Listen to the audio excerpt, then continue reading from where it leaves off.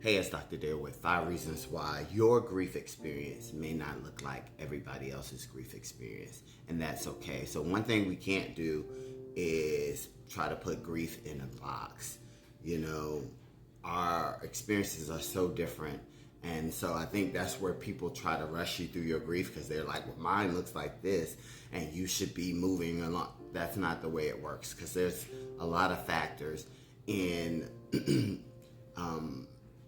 Grieving, and that leads me to number one: the relationship you had with your deceased loved one is going to make a difference. If you knew them for a long time, all your life, your grief response is going to be different versus somebody you just met and you don't know very well. And that leads me to number two: the way the person passed. I talk about complex grief and disfranchised grief and all those types of griefs because the way the person passed makes a difference. If it was traumatic, you may have some complex grief there. You may not.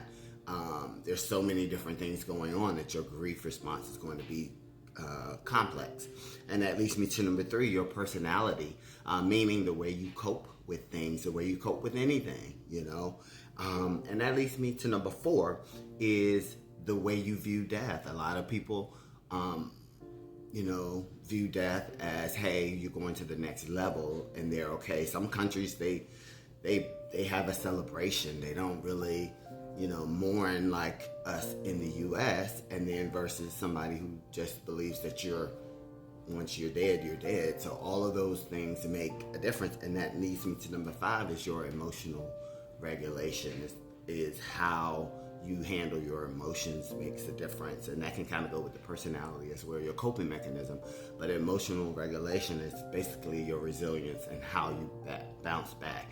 And I'm always saying grief has no time limit. It's up to your personal experiences and grief, and never let anybody rush your grief, which is why I don't like putting grief in a box. Your experience is yours and their experience is theirs.